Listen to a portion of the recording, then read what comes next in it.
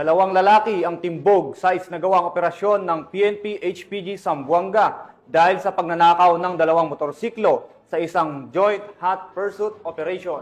Ang pagkakadakip sa mga sospek ay resulta ng pakikipagtulungan ng mamamayan na mahuli ang mga taong may pananagutan sa batas. Yan ang report ni Patrolwoman Janine Kyle Sorongon.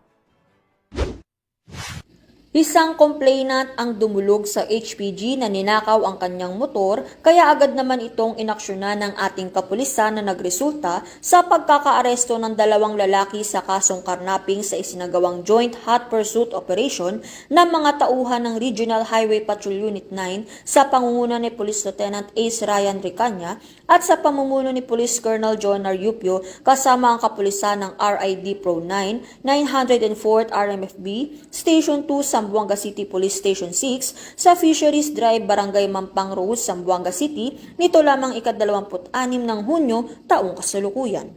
Arestado ang mga suspect na sina alias Dennis, 42 anyos na taga-barangay Kulyanan, Zamboanga City at si alias Rayson, 25 anyos na taga-barangay Mampang, Zamboanga City.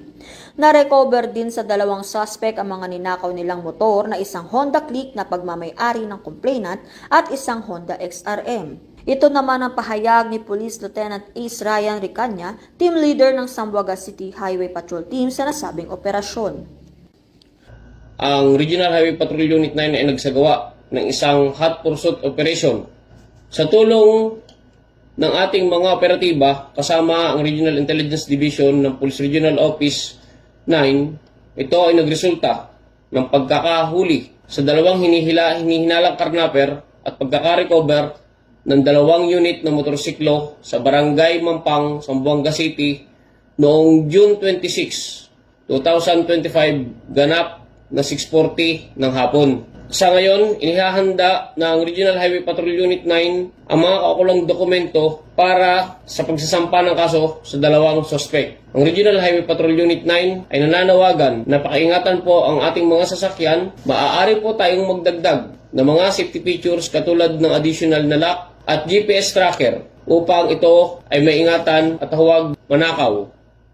Maaari din po tayong makipag-ugnayan sa pinakamalapit na himpilan ng pulisya kung may makita o mabalitaan po tayong may karnap incident na nangyayari sa inyong lugar. Sapagkat sa bagong Pilipinas, ang gusto ng pulis, ligtas ka.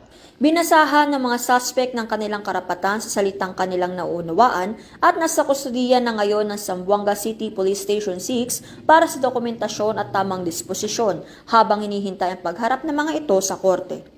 Ang mga na-recover naman na motor ay dinala sa Zamboanga City Police Station 6 at magsisilbing ebidensya sa nasabing kaso.